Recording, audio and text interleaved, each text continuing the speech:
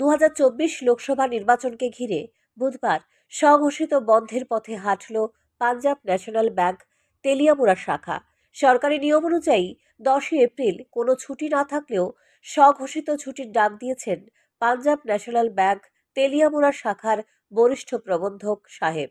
R বরিষ্ঠ Prabandhak and co এর কল্যাণে প্রচণ্ডভাবে হয়রানির শিকার গ্রাহকেরা।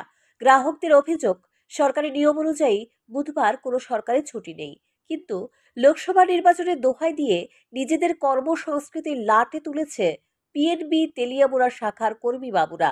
যদিও তেলিয়ামুড়ার বাদবাকি সব ব্যাংকের শাখা খোলা থাকলেও ব্যতিক্রম শুধু পিএনবি তেলিয়ামুড়া শাখা। তবে বৃহস্পতিবার স্বঘোষিত বন্ধ, আর তারপর শুক্রবার ঈদের ছুটি, তার পরের দিন দ্বিতীয় শনিবার ছুটি এবং রবিবার এমনিতেই ছুটি। মোট কথা, গ্রাহকদের ব্যাংকের পরিষেবা পেতে পেতে সেই সোমবার। ফলে চৈত্রের বাজারে আচমকাই পিএনবি এর মতো ব্যাংক আচমকাই স্বঘোষিত বন্ধের ফলে মহা বিপাকে গ্রাহকেরা। আমি তো এসেছি পিএনবিতে, কিন্তু এসে দেখি এখন ব্যাংকটা বন্ধ। কি কারণে হয়েছে?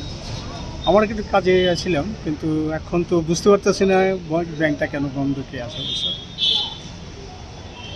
আজকে তো বন্ধ থাকার কথা না, এখানে নোটিশ নাকি দেওয়া আছে একটা, এটা নাকি ইলেকশন পারপাসে বন্ধ হয়ে গেছে, এতটুকুই জানতে পারছি আর কি করবেন এই এখন চৈত্র মাস এবং এবারে কি? হ্যাঁ, আজকে মানে এরকম ভাবে হঠাৎ করে ব্যাংক বন্ধ। অন্যান্য ব্যাংক তো খোলা আছে, কিন্তু পিএনবি কেন বন্ধ এটা আমার জানা নেই।